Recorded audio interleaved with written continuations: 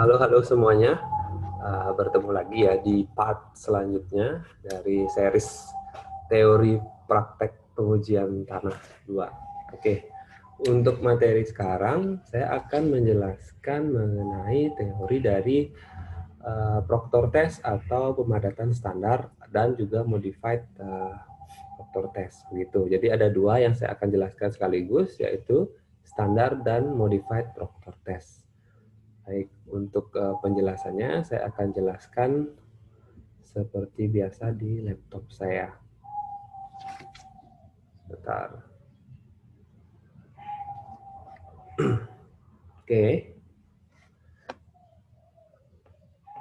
Standard and modified Proctor test. Oke. Ini sebenarnya standar dan modified Proctor test itu hampir mirip ya, cuma yang membedakan nanti energi pemadatannya. Jadi yang standar lebih sedikit energi pemadatannya dan modified lebih tinggi energi pemadatannya. Saya pikir untuk pemadatan ini sudah diberikan di mata kuliah Mektan 2, tapi saya ingin mengulang saja supaya menjadi lebih jelas gitu ya. Apa sih sebenarnya tujuan dari standar and modified Proctor test?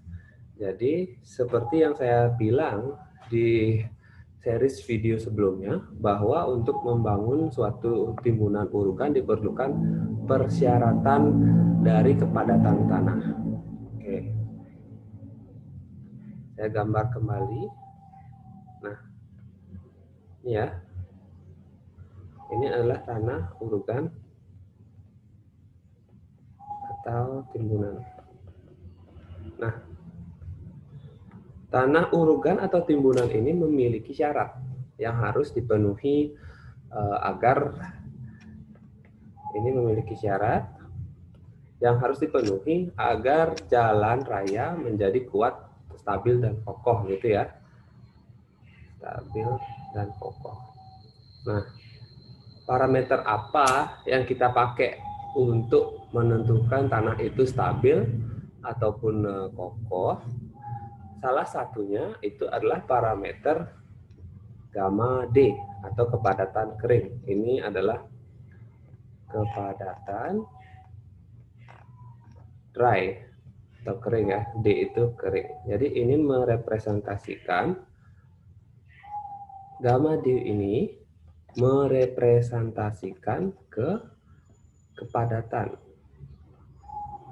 Jadi gamma D semakin tinggi, maka tanah akan semakin padat.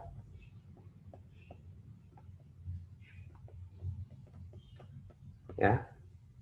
Kalau gamma D-nya rendah, maka tanah akan semakin loose. Gitu. Ya. Oke. Nah, gamma D ini berkaitan langsung dengan kadar air yang dikandung dalam tanah gitu ya. Jadi untuk mencapai gamma D maksimum,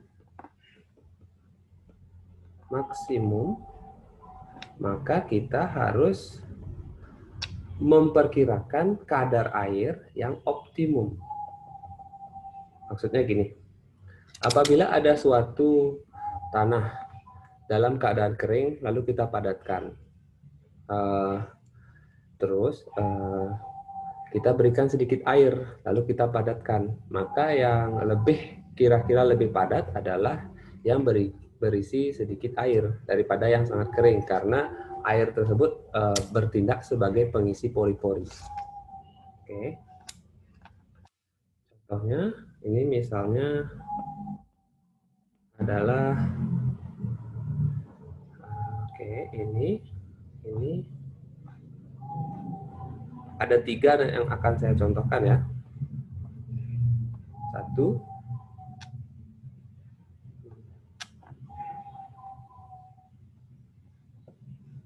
ini adalah contoh dari butir-butir tanah yang ada di pengujian begitu. ceritanya. Nah, saya anggap butir-butiran ini sama ya, karena kita akan membandingkan tanah yang sama. Tapi kita akan cari tahu yang mana sih sebenarnya yang padat, tidak padat gitu, yang mana sebenarnya paling padat ataupun tidak padat. Oke. Yang ini dalam kondisi dry atau kering tanpa ada air di dalamnya atau sangat sedikit air di dalamnya. Ini dry, terus ini wet atau sangat basah ya. Airnya itu melebihi istilahnya pori-porinya itu diisi banyak air. Nah, yang ini adalah optimum. Air itu tidak terlalu banyak, tidak terlalu sedikit. Nah, jadi kita lihat di sini, kalau yang dry itu dia pori-pori, ini kan pori-pori ya. Yang saya ketik-ketik ini adalah pori-pori. Nah, karena pori-porinya ini kosong ya, maka dia tidak akan bisa mencapai kepadatan maksimalnya. Karena pori-pori yang ada di dalam kerangka tanah itu sedikit kosong. Jadi pori kosong. Maka dia tidak bisa maksimum. Oke, kalau yang wet gimana? Kalau yang wet itu semua ini terlalu banyak terisi air. Terlalu banyak terisi air sampai-sampai dia malah mendesak dari tanah, butir-butir tanah itu terlalu banyak airnya. Jadi kalau kalian ini aja coba sendiri, kalau air pasir itu kalian terisi banyak sekali air, malah dia menjadi nggak padat kan, malah menjadi gembur aneh gitu. Jadi ini terlalu banyak air. Memang dia terlihat lebih banyak, lebih berat ya, tapi ternyata kalau kita cari gamma D-nya itu tidak bisa maksimum juga. Tidak maksimum. Nah, yang paling benar adalah kita mencari kadar air yang optimum, di mana kadar air optimum ini mengisi dengan cukup ruang, komposisinya tepat ya, di mana dia dapat berperilaku seperti pelumas dari butir-butiran tanah ini. Gitu. Kalau yang tadi kan banjir, kalau yang wet ini kan banjir dia. Jadi kalau ini pas. Jadi untuk memberikan kepadatan yang optimum, maka air yang tergandung di dalam pori-pori tanah itu juga istilahnya menjadi pelumas ini. Nah, itu. Ini maka gamma D akan menjadi maksimum. Ya, ingat ya, gamma D itu adalah kepadatan. Nanti kalian bisa lihat sendiri pada saat ada pengujian, nanti kelihatan bahwa tanah yang kalian isi banyak air ternyata tidak bisa padat gitu. Oke, sekarang kita sudah mengerti ya tujuan dari Proctor test, standar Proctor test, standar modified Proctor test. Yang pertama itu adalah kita mencari, tujuannya adalah kita mencari gamma D maksimum dan kadar air optimum. Ini yang paling penting kita cari di dalam Proctor test ya, tujuan. Nah, oke. Mungkin kita bisa balik lagi ke yang tadi, di mana tanah tersebut mempunyai syarat ya. Jadi ini ada syarat.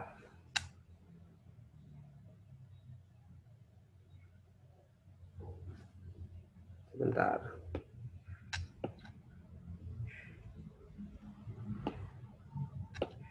Kita ulang aja lagi. Oke. Jadi yang tadi itu, ini memiliki timbunan, ada syaratnya, syarat timbunan kan, karena dia untuk menopang kendaraan di atasnya diperlukan syarat dari timbunan tersebut, kan gitu ceritanya.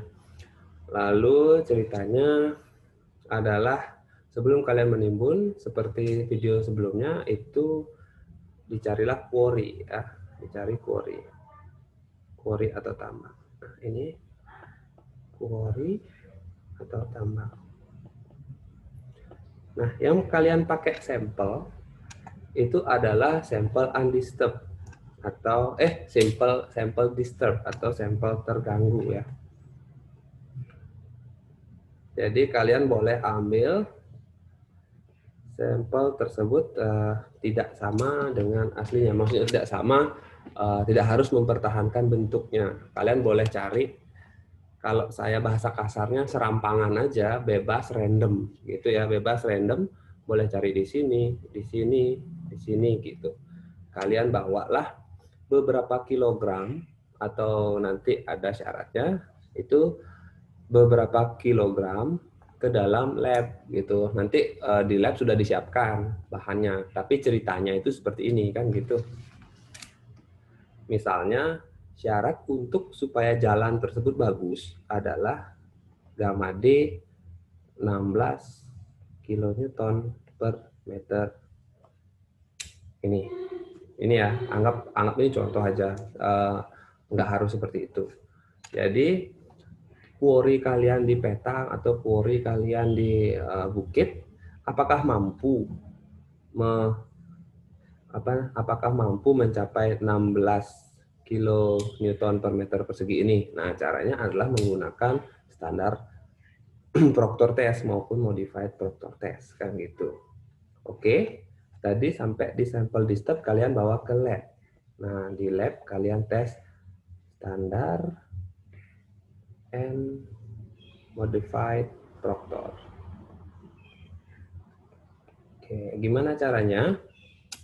Sekarang lebih ke teknis aja ya.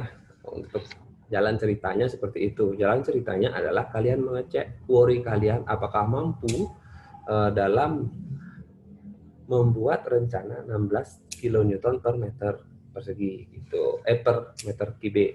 Oke, lalu lanjut. Ini sekarang berarti prosedur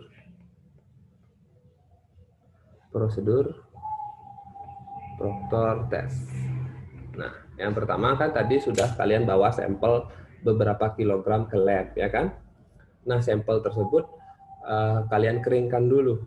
Yang pertama itu boleh dikeringkan, boleh tidak ya. Jadi kalau dikeringkan berarti kita mulai dari kadar air 0. Kalau enggak, tidak apa-apa juga sebenarnya. Jadi dari sampel undisturbed tadi, sampel disturbed, kalian bagi menjadi 4. Jadi misalnya ini karung ya, kalian bawa karung berisi sampel. Lalu kalian bagi 4 nih, 4 atau 5 atau 6. Nanti tergantung yang mana kita akan gunakan kan gitu ya. Jadi kalian bagi 4 set, 1, 2, 3, 4 atau mungkin 5 ya. Jadi ini ada sampel.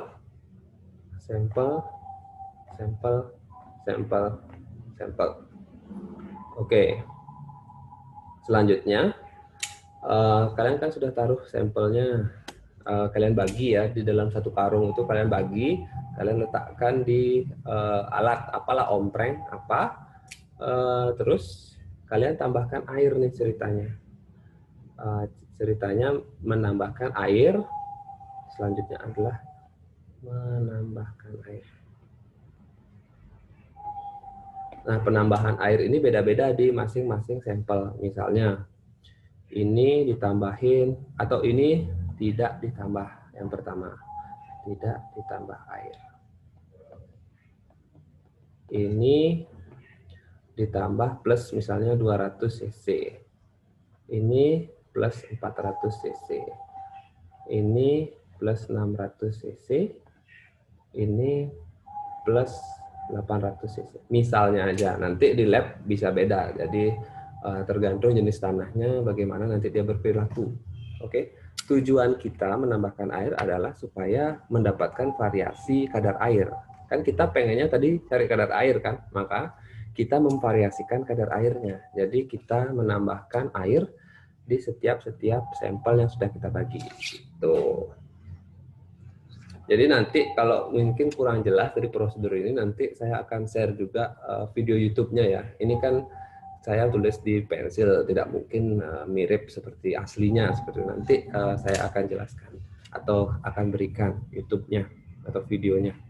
Jadi setelah ditambahkan air, lalu kita peram.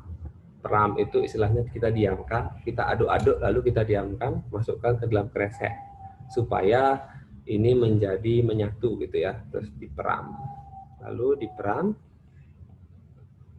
kadar airnya menjadi menyatu atau merata. Oke. Nah, anggap dia sudah besoknya, lalu kita akan tes dia nih, masing-masing sampel. Ada beberapa sampel, mungkin nomor 1, nomor 2, nomor 3, nomor 4, dan nomor 5. Itu ya. Oke, selanjutnya besoknya nih, itu kalian sudah siap untuk melaksanakan prosedur proktor itu. Jadi proktor itu sebenarnya modelnya seperti ini. Jadi sampel tadi dibawa ke sini, lalu dimasukkan ke dalam wadah ini. Ya, dimasukkan ke dalam wadah. Jadi kalian tuang sampelnya kan gitu. Nah, ya, ini step 1. Kalian tuang sampelnya, lalu selanjutnya kalian tumbuk nih. Tumbuk menggunakan tumbukan standar atau palu tumbukan standar. Nah, ini palunya. Jadi nanti kalian akan menumbuk sampel tadi. Ini kan sampel tanah tadi kalian tumbuk sebanyak 25 kali. Jadi kalian tumbuk sebanyak 25 kali. Jadi dia kan agak sedikit nanti gepeng. Nah, setelah gepeng itu kalian tambahkan lagi lapisan kedua. Ini kan tadi sudah gepeng ya, udah gepeng. Lalu kalian tambahkan lagi nih tanah sampel sekalian, lalu kalian tumbuk lagi 25 kali. Oke, terus next. Sekarang ada gininya, ada sambungannya. Karena di sini sudah gepeng, di sini ya, anggap di sini gepeng ya. Karena kalian tumbuk tadi kan sudah gepeng, lalu kalian tambahkan lagi semacam kotak tambahan, gitu, ring tambahan, terus tambahkan lagi sampelnya nih. Nah, tumbuk lagi 25 kali lagi ini.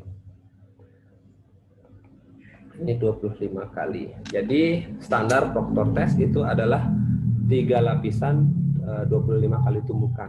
Jadi nanti kalian akan mendapatkan tanah yang sudah gepeng ya, begitu. Terus tanah yang sudah gepeng, sudah padat lah, bukan gepeng sih bahasaan. Itu gepeng bahasanya padat ya, bahasanya padat. Oke, selanjutnya yang terjadi adalah kan sudah tuh ditumbuk. Kalian ulangi semuanya 5 kali. Jadi kan sampel pertama. Jadi sampel pertama diulangi seperti ini, sampel kedua juga seperti ini, 3, 4, 5 juga seperti ini. Tuh. Lalu sekarang apa ya? Sudah padat gitu di dalam ringnya. Sudah padat. Sudah berisi sampel. Bentar. Biar nggak sama, kita kasih warna purple aja kali ya. Nah, ini ke tanah kalian yang sudah padat nih. Ya, oke. Jadi tanah kalian yang sudah padat ini nanti kalian bisa di lab tentukan gamanya. Gamanya kan gampang ya. Jadi berat per volume. Karena volumenya itu berbentuk ring, itu kan kalian bisa cari volumenya. Banyak apa, luas alas kali tinggi, volume tabung lah, volume tabung. Ini W tanah tadi bisa ditimbang, nanti bisa ditimbang kok. Jadi W tanah. Nah, itu pertama sudah kalian dapat gamma biasa. Terus kalian cari kadar airnya. Kadar airnya kan gampang ya. Itu kalian bisa sampling, mungkin ada tanah yang lebih-lebih, atau nanti itu kalian setelah kalian cari gamanya itu kan dibuka ringnya. Jadi tanah itu sudah tidak digunakan lagi, ambil sebagian untuk menentukan kadar air. Jadi ini menentukan kadar air, nanti berat air, W water, terus W solid gitu, atau yang berat tanahnya. Nah, sudah kalian dapat rumus gamma D adalah gamma per 1 plus W. Ini rumus kepadatannya. Kalian akan mendapatkan series data jadinya. Series data maksudnya beberapa rangkaian data. Ini mungkin sampel 1 ya. Sampel 1 menghasilkan gamma 1, W1 dan gamma kering 1. Nah, kalian akan mempunyai 5 sampel. Sampel 2, 3, 4, 5. Jadi hal yang sama berlaku di sampel 2, 3, 4, dan 5. Caranya hampir mirip. Bukan hampir mirip, sama persis gitu ya. Jadi kalian ulangi cara tersebut sampai 5 kali. Nanti kan yang membedakan itu kadar airnya nanti yang membedakan. Nah, jadi nanti kalian bisa lihat kok dengan kasat mata yang mana sih sebenarnya yang lebih padat daripada temannya. Jadi sebenarnya berarti kita ada punya gamma 1, gamma D1, gamma D2, gamma D3, gamma D4, dan gamma D sampel yang kelima. Lalu kita juga punya W1, W2, W3, W4, dan W5. Ya, sudah sampai di sini. Maka kita akan bentuk dia ke dalam tabel. Nah, dalam tabel tuh santai aja. Seperti ini. Oke. Seperti ini. Maka tipikal dari grafik Proctor adalah, sebelumnya saya jelaskan dulu ininya. Ininya adalah W, water content. Ini adalah gamma D atau kepadatan ya. Jadi tipikal dari garis Proctor adalah seperti ini. Terlalu kasar. Nah, seperti itu ya. Jadi nanti kalian akan misalnya di sini, di sini, di sini, di sini, dan di sini. Ini adalah W1 gamma D1. Yang di sini adalah W2 gamma D2. Yang di sini adalah W3 gamma D3. Di sini W4 gamma D4. Ini W5 gamma D5. Nah, seperti itu. Nah, kita sebenarnya tujuan kita adalah mencari puncak ini nih. Nah, ini. Tapi karena sangat jarang ditemukan atau susah sekali mencari optimum yang benar-benar pas ya. Jadi kita istilahnya dekati dengan grafik gitu di Excel, nanti bisa lah gampang. Maka inilah yang kita cari di Proctor test. Ya. Inilah yang kita cari, gamma D max. Max ya, karena ini max ya, paling atas posisinya. Maka kita sebut dia dengan maksimum. Dan W optimum. Optimum ini dia. Oke, ini dia. Jadi anggap saja tadi karena kita targetnya 16 ya. Berarti ini adalah kita lebih sedikit 16,5 kilonewton per meter kubik. Itu ceritanya. Nah, jadi yang kita cari ini, yang pink ini, jadi yang itu yang kita cari. Nah, untuk di lapangan, penerimaannya adalah biasanya adalah 95% dari kali gamma D maksimum penerimaannya. Penerimaannya berarti adalah 95% dari 16,5. Jadi agak turun sedikit ya. Jadi di sini kita cari gambar ini. Nah, di sini anggaplah di sini. Oke, dan di sini.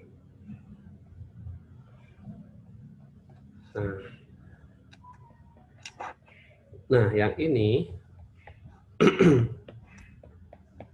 Ini masih bisa diterima karena itu dia masih 95% dari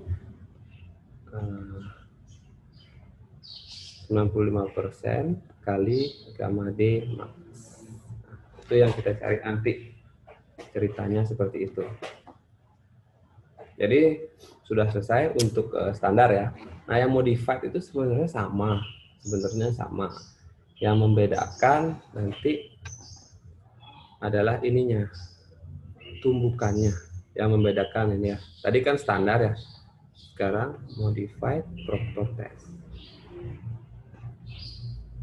Yang semua stepnya sama kecuali jumlah tumbukannya tadi. Jumlah tumbukan ini wadah kita. Perlu di atas.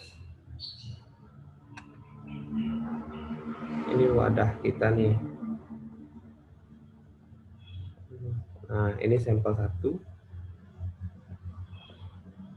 Jadi Proctor dan Modified dibuat berlainan ya. Jadi standar dulu selesaikan, lalu Proctor lagi dikerjakan gitu, modelnya seperti itu. Jadi yang membedakan adalah cuma ini aja berarti. Ini kan sampel kalian tuh. Nah, lalu ditumbuk. Nah, penumbuknya inilah yang berbeda. Kalau tadi kan 25 kali, kalau sekarang 55 kali. Dan juga ini 5 lapis yang ini. Jadi ini setelah padat dikasih lagi, ditumbuk lagi. Ini adalah sampai 5 lapis. Jadi tadi di standar hanya 3 lapis, di modified ada 5 lapis. Jadi lapis dia lebih banyak dan juga jatuh bebannya juga lebih banyak. Jadi energi pemadatan lebih banyak. Intinya itu ya. Energi pemadatan lebih tinggi daripada standar Proctor test. Oke. Grafik yang akan dihasilkan tetap sama seperti tadi. Grafik yang akan dihasilkan adalah tipikalnya seperti ini.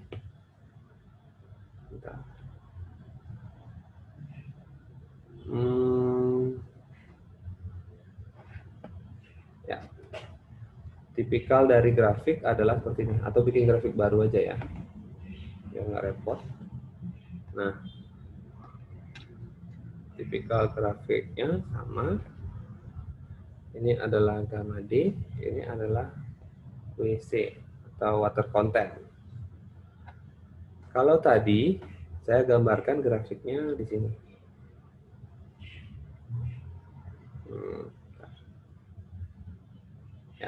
Ya, ini untuk standar tes. Nah, untuk yang modified, kira-kira dia akan bergeser ke sebelah kiri dengan menggunakan tanah yang sama ya. Maka kalau kita bandingkan datanya dia akan seperti ini.